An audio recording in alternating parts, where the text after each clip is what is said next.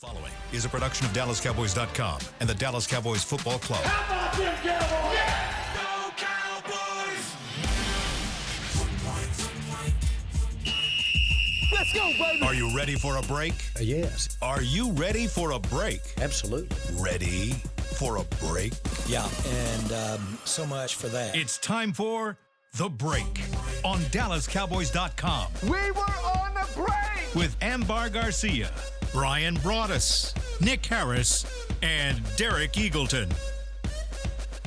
It is Thursday, November 7th, 2024, Season 20, Episode number 64. Welcome to the latest edition of The Break. We are live from SWBC Mortgage Studios at The Star, and we're presented by LG. LG is the world's #1 OLED TV brand for 11 years and counting. CY at LG.com/OLED Evo. Sorry, Mom, I was late today. That's why we're running a little behind. Yeah, a little behind. Sorry. Yeah, the roads out there a little crazy today for some reason. For whatever reason. That's the thing about Dallas. You just never know. You never know. Sorry about that. Can pop up anytime. All right, we got a few things we'll hit today. Cowboys versus Eagles coming up this weekend.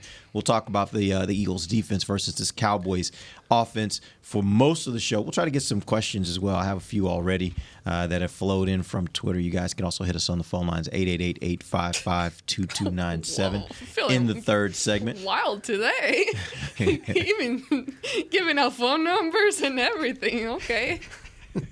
I'm not in the mood This is for my your favorite stuff. bit on the show. I'm literally not This in is the my mood for your favorite stuff bit. today. I'm not. Have you We'll ever see. watched a magic act?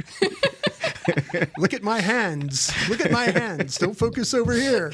Look at my I'm hands. not in the mood, man. I'm not That in the is mood. funny. It's my favorite bit on the show. All right, let's get into Repeat the number, please. Sorry, I interrupted. Repeat it, please. 888-855-2297. Please call in. Third segment. Third segment.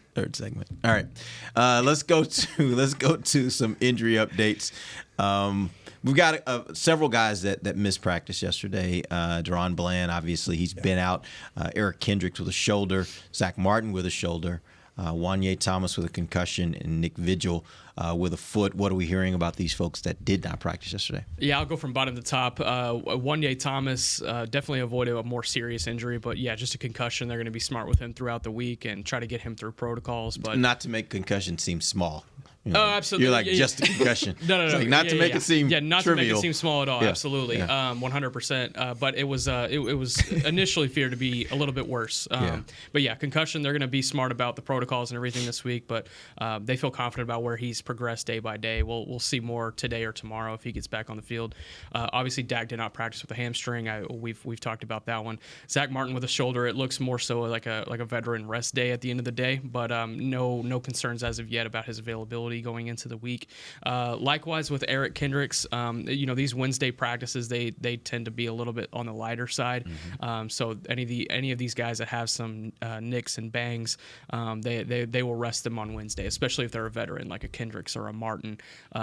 And then Deron Bland did not practice with the foot. It's starting to sound more and more like he won't be able to go once again this week. And then Trayvon limited with the calf. Tyler Guyton limited with a neck and shoulder.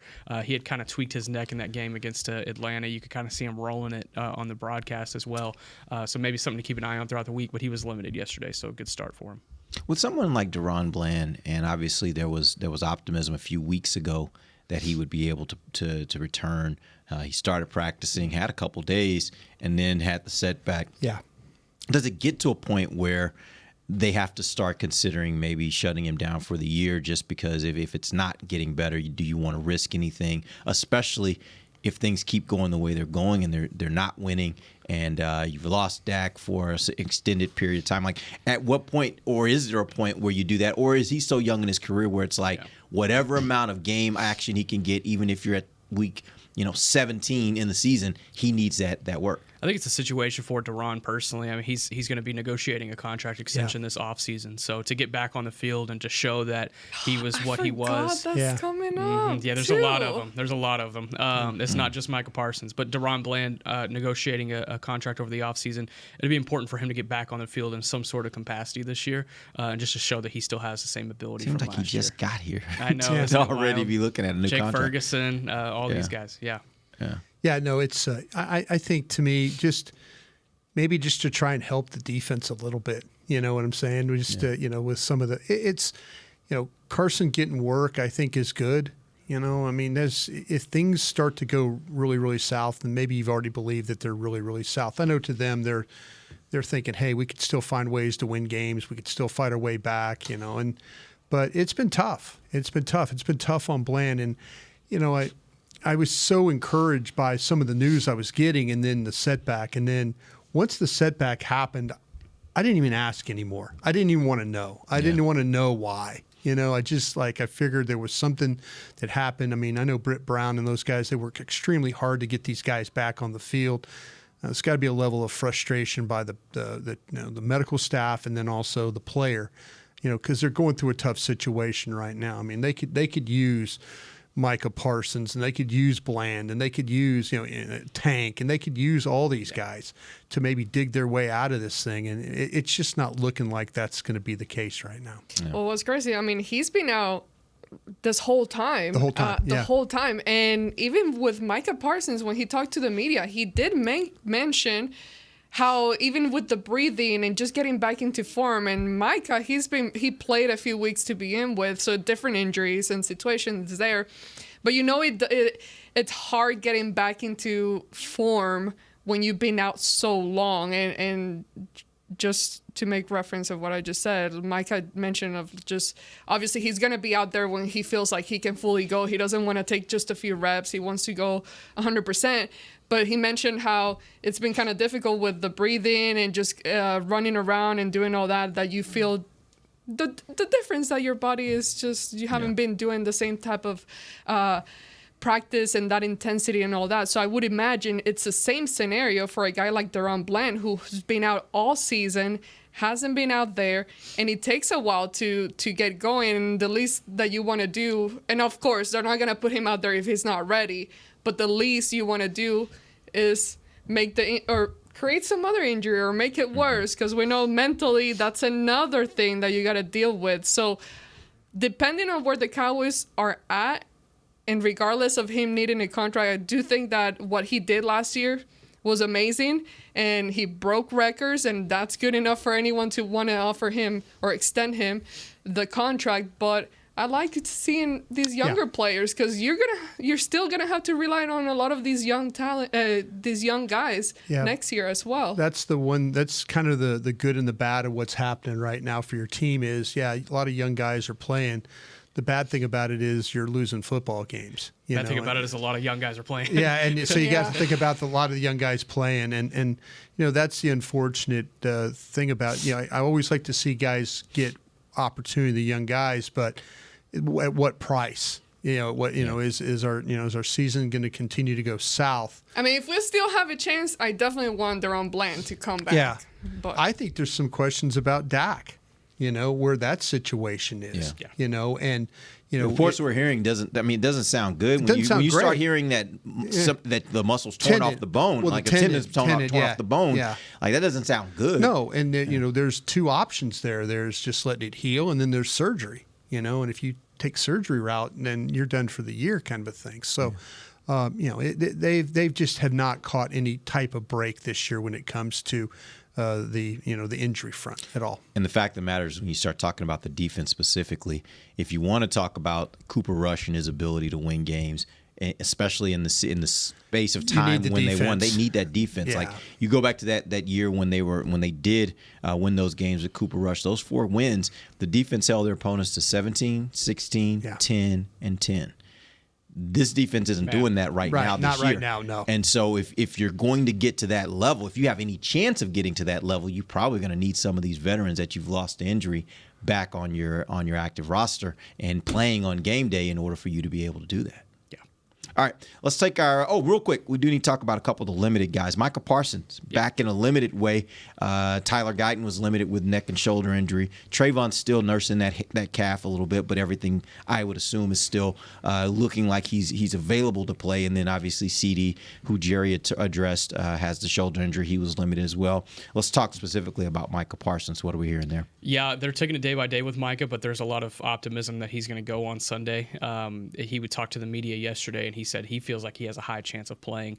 He was talking like he was going to play. He's already talking about defending Saquon. So in his mind, he is going to be available for this game, but it's going to be very day by day. Want to get him in a full practice before the end of the week. I know that's typically the goal for these guys that are coming back from an extensive absence.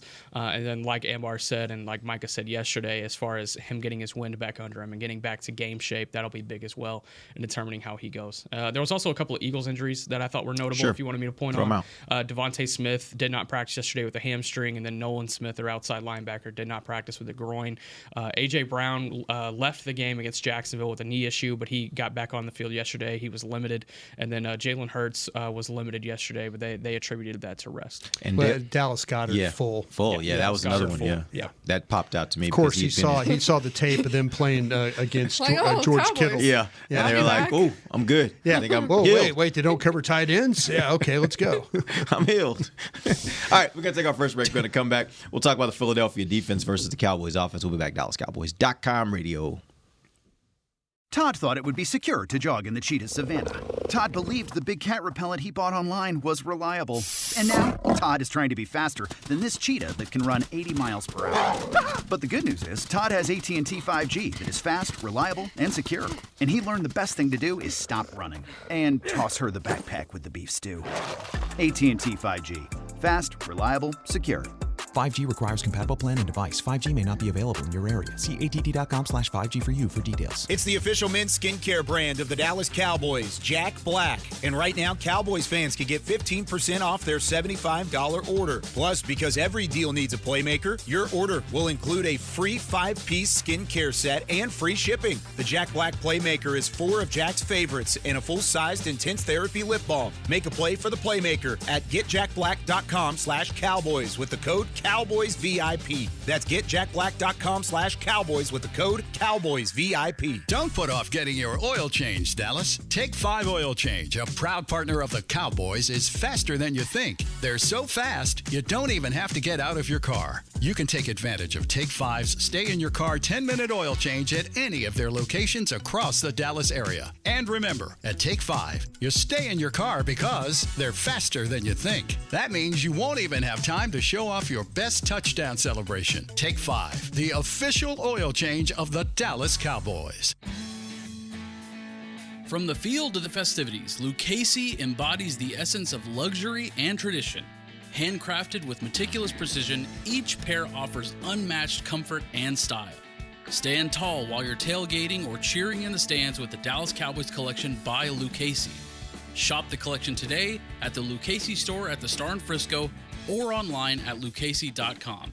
Lucchese, the official boot of the Dallas Cowboys and Dallas Cowboys cheerleaders. Hey y'all, Matt Pittman of Meat Church here.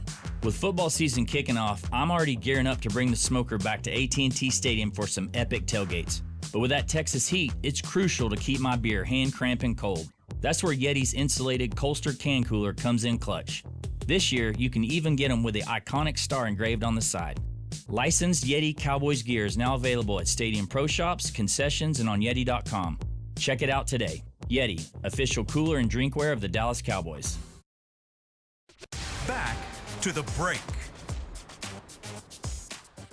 LG OLED Evo is the best TV in the game, but don't take Derek's word for it. Digital Trends said the LG OLED G4 has the best picture quality they've ever seen. See it for yourself at lg.com/OLED Evo.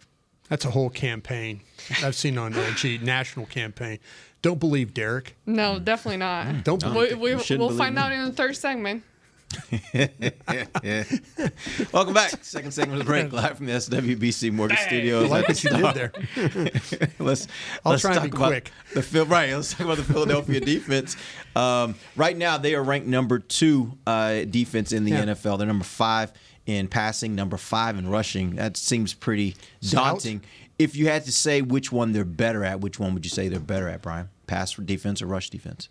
Nick, you got a thought on that one? I'm sorry, I'm not passing the buck, but I'm just interested. I lean rush defense Yeah, only I do because too. that they have a little bit more experience there, whereas their pass defense has had to kind of come together with the young guys that they have in the room, but it's still a solid part of their D. I have to give them credit for how they approached the draft this last year.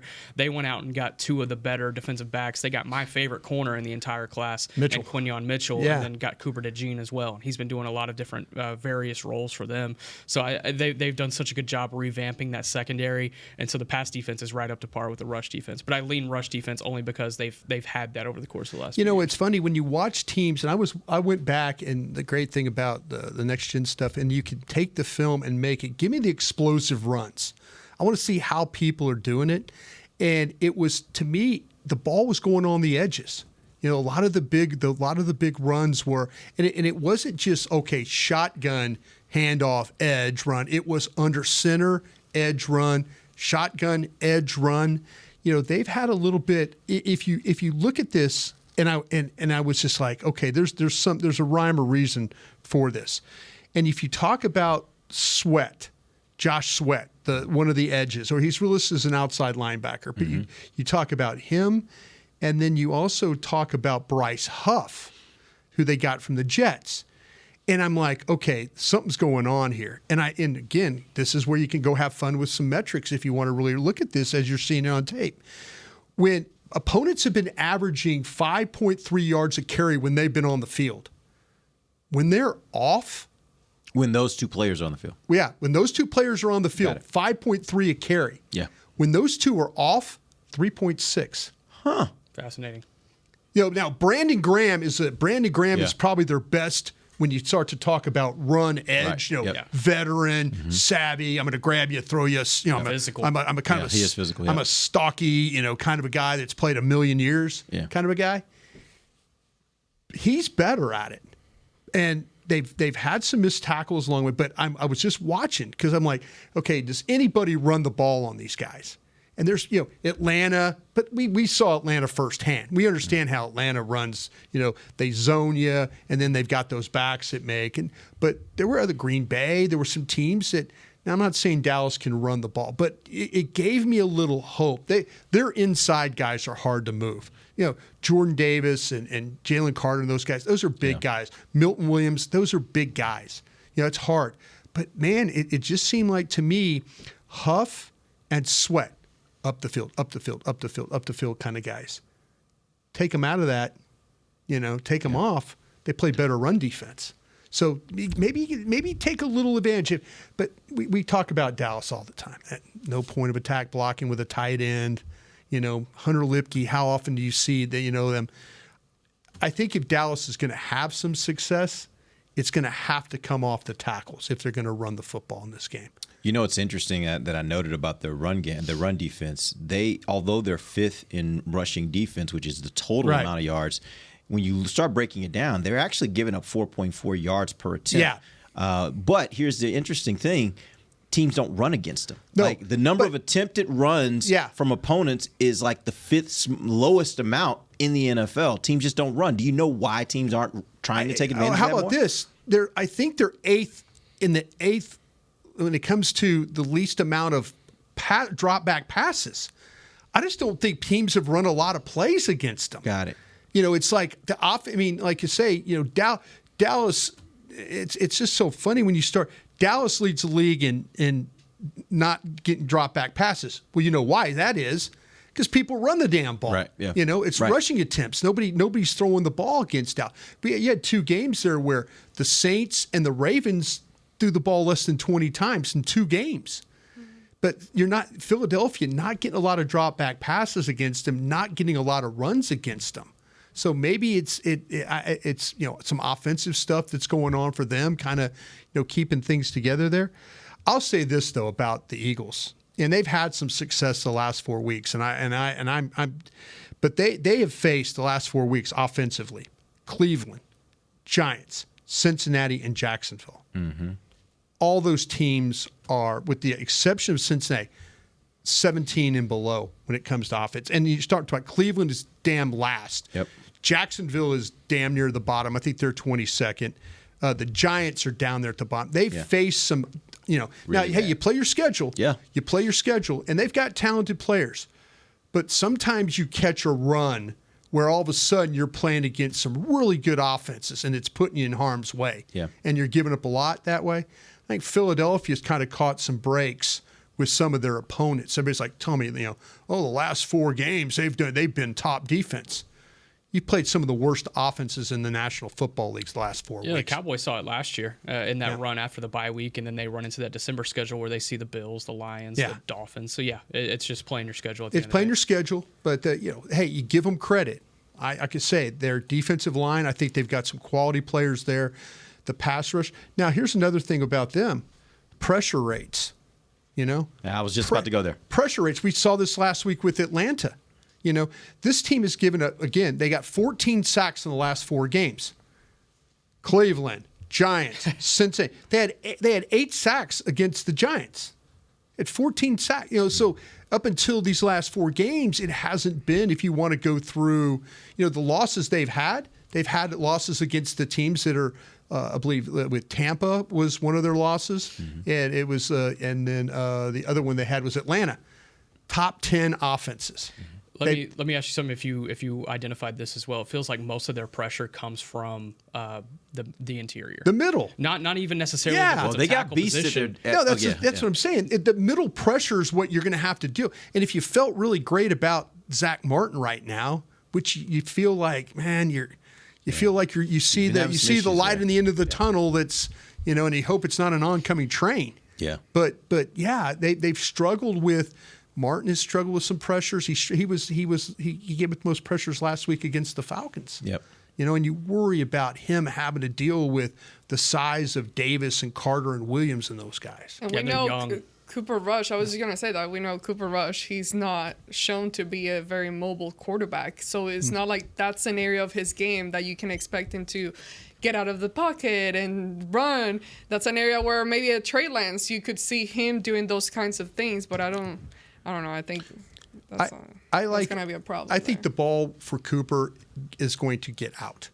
I think it's get the snap and throw it. I think that's where we're at right now. 2.3 is really going to come into play. Yeah, where you are this. It looks like to me they've got some good corners. You mentioned Mitchell as a rookie. He's a quality corner. All right, we'll see what happens with Slay. Because Slay's been dealing with the groin, didn't play, and then Isaiah Rodgers was playing last week. Isaiah Rodgers did a really fine job filling in. The nickel, Cooper DeJean, like I say, they've taken Maddox out of the nickel and they put DeJean in. He's given up some plays. He's given up some receptions, targets, and things like that, but he's playing better than Maddox. Where teams have taken advantage, they found ways to get guys on C.J. Gardner-Johnson, the safety. Like 12 attempts against him, 4 touchdowns. So you're kind of and I was watching these games and watching the explosive plays for passing. And why every time is number 8 kind of giving up a play? So how do you scheme? How do you get guys? Maybe you get Ferguson. Maybe this is something that for Cooper Rush, he's thinking like, okay, wait a minute. That number 8's covering my number 87. Here we go. Whoop, throw it right there. Or maybe they try. They're giving that cover 2 look, 2 safeties, and then they walk Johnson. And Blankenship has had his share. The other safety has had his share of some issues too. So you see all of a sudden Gardner Johnson walks over somebody.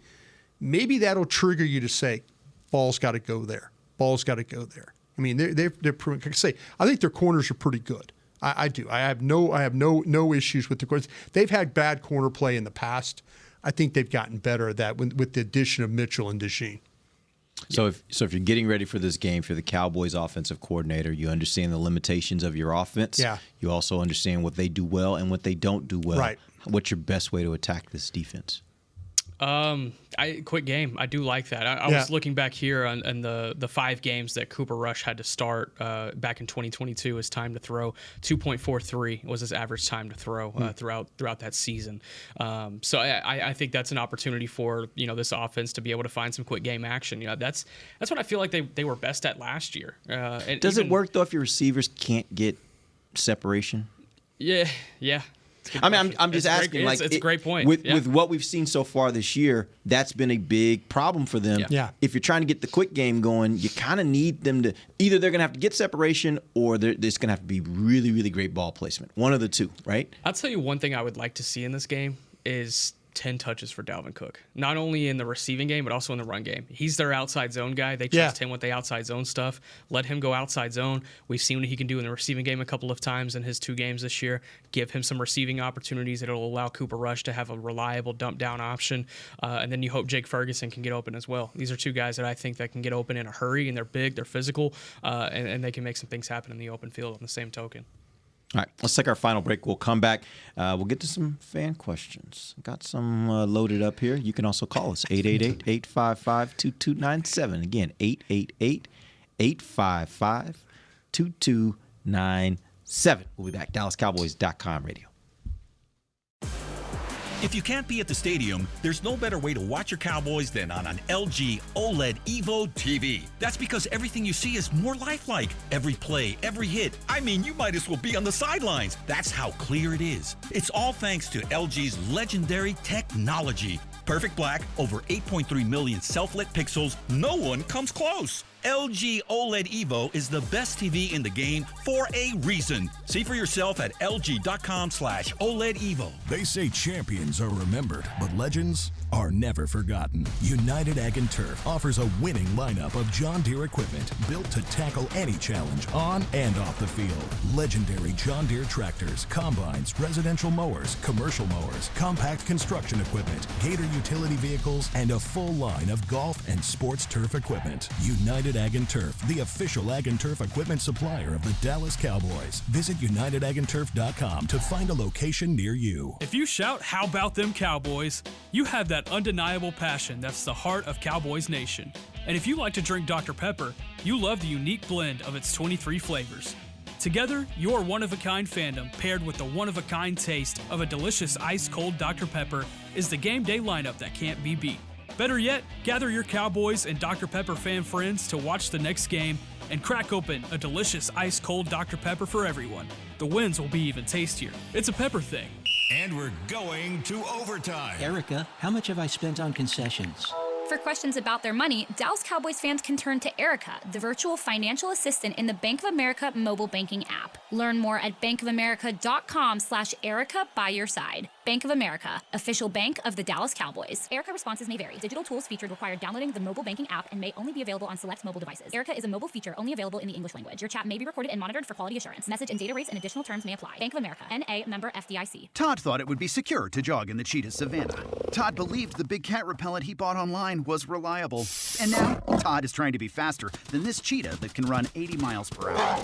But the good news is, Todd has AT&T 5G that is fast, reliable, and secure. And he learned the best thing to do is stop running and toss her the backpack with the beef stew. AT&T 5G. Fast, reliable, secure. 5G requires compatible plan and device. 5G may not be available in your area. See att.com/5G for you for details.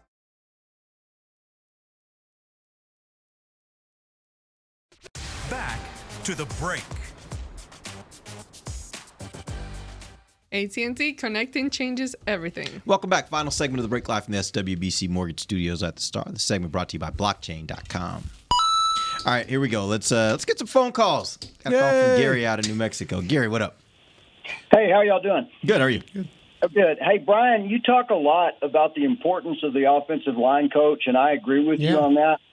And it seems like, the problems on offense go directly to the offensive line. And not so much the young guys, but the right side of that line that are underperforming. My question to you is, how Terrence Steele has regressed since his injury, but also in conjunction with that, they changed offensive line coaches. How much of Terrence Steele's problem do you attribute to the change from Joe Philbin now to Mike Solari, if any? Yeah, thank you for the call. I knew where you were going with that one. You might have to ask Terrence Steele how he feels about it. But, yeah, to me, I know Todd Archer and I have had this discussion a bunch. Todd Archer from ESPN have had this discussion a bunch that maybe your third most important or your second most important coach on the staff is your offensive line guy. And yeah, there's some guys that seem to thrive. I mean, look what the Eagles do. They might fire their coordinators, but what do? They keep their line coach because they know they got a pretty good one in Jeff Southland. So I kind of feel like that maybe that some of these guys. You remember when we went through all these coaches too. We had Mark Colombo and Hudson Houck. I mean, it was all these guys, and then Paul Alexander came in here. Yep. And what do they do in the middle of the season? They said, no, this high hand, low hand stuff, we're not coaching that stuff anymore. We're not doing that. We're going to bring somebody else in. So, yeah, I think you'd have to ask Terrence, but I'm willing to bet, just my observation, that he misses Joe Philbin. Yeah. He really, really does. What worries me about it is whenever it's one thing when you see one player on the offensive line that maybe seems to not be having a great year. When you look across the offensive line and you say, outside of Tyler Smith, is there anybody else that you say is having a good year? Yeah. That's when I say that feels more like it's across the board. Yeah. That's where I look more at the coach. Again, I think the players are the ones that would have to say that, and they're obviously not going to say that on record. You'd have to talk to them off the record, and they'd be willing to kind of admit it. But the fact of the matter is, that's how I look at it, is when I see an across-the-board issue at a position, then my thought is, what is the coach doing to address this? Is he spending enough time on it? Are the players understanding what they're being asked to do, and are they feeling like they have a chance and an ability to be able to do those things? And if you're not factoring all that in, then you're not coaching them well enough to get the right results. Oh, no, they've had some great line coaches here. You know, you could go back, Tony Wise, they're in the Super Bowl, Hudson Houck, and then, one of my favorite one was Bill Callahan, running game Moses. Yeah. I mean, they've had some quality line coaches here. And I think Joe Philbin was right up there with them. Joe Philbin, and for all the things that we kind of gave, I know me personally giving Joe Philbin a lot of grief for, actually kind of pulled through pretty well. I think that the right tackle really misses the coach. I think Father Time's getting your right guard. Yeah. I think that's what happened. You think that would happen no matter what? Yeah, whoever's coaching him. He was kind of feeling his body, like he was talking about how this might be the last campaign kind of thing. He's kind of hinting around, that maybe this he was got banged up last year. Yeah, and so he's one of those guys that kind of understands himself. I just think the center and the left tackle are young guys. I don't know necessarily if Joe Philbin wanted Tyler Smith. I think there was some back and forth between the scouts and. You mean when they were originally drafted him? Originally drafted him, but maybe his opinion changed after he watched him play. Yeah. But I know the right tackle thrived with Joe Philbin here. He did. He really did. He did. All right, let's take that Michael Smith. Actually, I'm going to give him a shout out because he actually asked that exact same question via Twitter. So give him a quick shout on that one. We have a question from Brajesh Patel. He says, with Dak's torn hamstring, why not start Trey Lance to see his actual ability with starters? What we saw in the preseason, obviously he was playing with backups. Do you think that's an interesting way to look at it, at least from the standpoint of if you want to see him with real starting caliber players on the field, this is an opportunity to do it? I think there's a couple of things that factor into that. A, being Cooper Rush has done nothing to deserve not being the starter in this case. Mm-hmm. And, as a backup quarterback, you don't hope anyone above you gets injured. Him and Dak have a great relationship, but you do wait on your opportunity. And when you do have your opportunity, you want to be able to strike. And Cooper Rush has only proven in his two big opportunities in Dallas that he can strike 5-1 as a starter. So I think that's part of it. Also, too, being that there's a lot of people in this building that still feel like this is a season where they can make the playoffs. That's exactly right. And Cooper Rush gives them the best chance of doing that. Now, that being said, I would be shocked if you don't see Trey Lance over the course of the next few weeks. Yeah, maybe not this week. As the week goes on, I think it's going to be more Cooper. They want to get Cooper ingrained in the offense. They want to get him going. And I think as soon as you see Cooper get comfortable, you'll see Trey start to get worked in. Yeah, let this thing get to 3-8 or something, 3-9, something like that. And then all of a sudden, December is all about that's the selfish side. Fans have moved on. Fans have, the people in that building across the way from us still believe. Mm-hmm. Now the fan, and that's cool. The fans, you're thinking. Me personally, I'm thinking I'd like to see Trey Lance, just because I'm curious. Mm-hmm. I'm curious. Did San Francisco miss this guy? And is there something that these coaches can get out of him that could be, and also the compensatory pick? Something, and maybe it turns into as well that he plays well enough, but he still wants to be here. Kind of thing. And maybe you got an idea about your backup guy that you feel a little bit better about that situation. Cooper could also be your compensatory. Yeah. So I think that teams would look. That's a good I point. kind of feel like that that Cooper Rush, everybody likes to talk about the floor to the ceiling thing, which I don't even understand. But the it is ceiling, like right here. Yeah, that's what I'm saying. The ceiling for one guy, I feel like Cooper Rush is kind of at his ceiling. Yeah. Maybe with Trey Lance, that somebody would say, hey, young guy, we could take him. We can do That's stuff fair. with. Yeah, that's why I think maybe he would get a better opportunity. I look at some of these teams, though, that are just a system quarterback away. Yeah. And I don't want to throw out any team names out there, but there are a couple of team names out there that I think could work with a guy like Cooper. So that's the only reason. Yeah, no. But see, even though I agree 100% with Cooper Rush being the starter during Dak's absence, I do think, like, what prevents the Cowboys from working Trey Lance in certain plays? Nothing. Like, be creative. Take this opportunity to use Trey Lance's ability to run and has his type of mobility to design certain specific plays for him, especially because you don't have a running game, or you're hoping to kind of create some running game here with the running backs now. But why not? Yeah, Why not do it where your main guy is still Cooper Rush, but you just throw him in there in certain situations? Just make sure you alert him so there's not 12 guys in the huddle. That kind of thing. That would be, is it your turn? My turn? If you see him coming on, Cooper, you need to go to the sidelines. You know what? I will throw this out, though. I heard Babe Laufenberg this morning. He was on The Fan with Sean and RJ and Bobby. And I thought he actually made an interesting point from the perspective of a quarterback. He said, when you are a backup quarterback, if you get called into action and it's week 1, 2, 3 of the NFL season, it's probably a little bit easier. Not probably. He said it is a little bit easier because you're not that far removed from actually getting reps back during training camp. The farther you go into a season, those are weeks when essentially you have not played football. Yeah. You may run scout team, but scout team is not developing your skills. It's not developing your understanding of the offense. You literally are getting a card and saying, on this play, throw over here. And so you basically just go through the mechanics of it. You're not developing. And so he said, when you start thinking about it from the standpoint of working in packages for Trey Lance, the challenge with that is right now Dallas is having to reacclimate their backup quarterback to playing football. So all those reps that he's getting in practice, those are critical. Like he needs those reps in order to get back up to speed. And do you want to take 5 of those reps, 10 of those reps during practice when you really need to get him up to speed to actually give those to Trey Lance so Trey Lance can be prepared to come in for 4 or 5 maybe reps during the game? I just thought it was an interesting perspective from a former quarterback. Yeah, this is where I disagree with Babe. Yeah. And I disagree with, you got 27 coaches on this staff. Last year, I'm sure they had, the smart team would have had practice for Trey Lance after practice. They would have taken all the scout team, all the practice squad wide receivers and running back and whoever was on that, and they would have had another 30-minute practice for him. They did that in pregame last year at every game that they they did went to. pregame, They were able to travel with that QB3. So about 3-4 hours before games, they were able to work Trey That's what I'm Lance saying. like an hour, hour and a half. That to me is, it's not actual game reps, but it's you're right. He's not right in practice. You have 9 plays. The offense has 9 plays, defense has 9 plays, and then you go to the next period. Backup quarterback might get 2 reps, 3 reps. So, Dak gets 6, Cooper Rush gets 3, next drill. Here we go.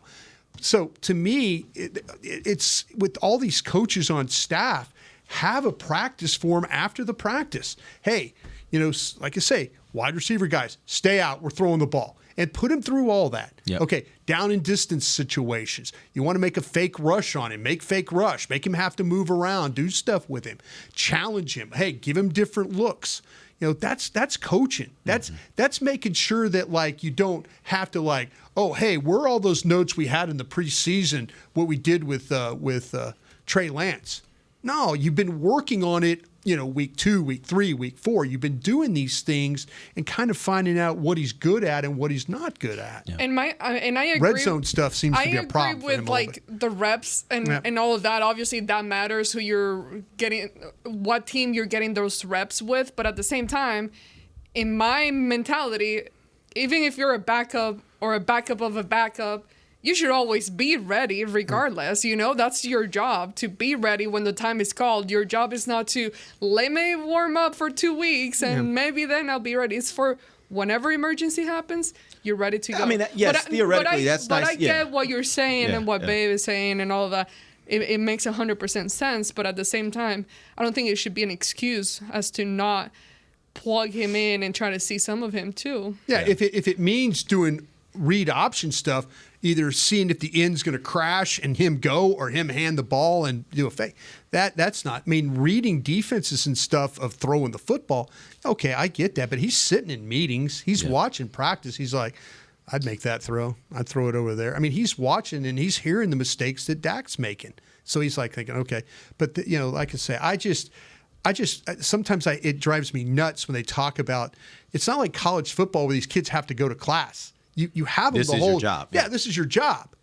Make sure that all your quarterbacks are ready to play. Yeah. Make sure they're all ready to play. Real quick before we end the show, what are we hearing about at this point, them being able to work in Jonathan Mingo?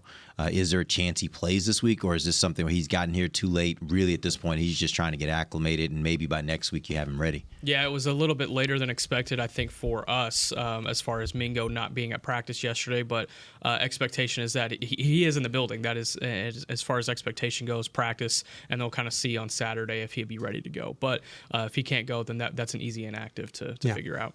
Yeah, my guess he's probably going to be inactive this week, and we'll see what happens next week against the Texans, right? Texans, and it's a Monday night game, so you get an extra day, too. Extra day, yeah. All right, appreciate you guys joining us. We will be back tomorrow. We'll wrap this thing up, get you guys ready for Cowboys, Eagles. Till then, for Nick Harris and Bryan Broaddus, Ambar Garcia, I'm Derek Eagleton. This has been The Break live on DallasCowboys.com radio. This has been a production of DallasCowboys.com and the Dallas Cowboys Football Club. How about this, Cowboys? Yeah!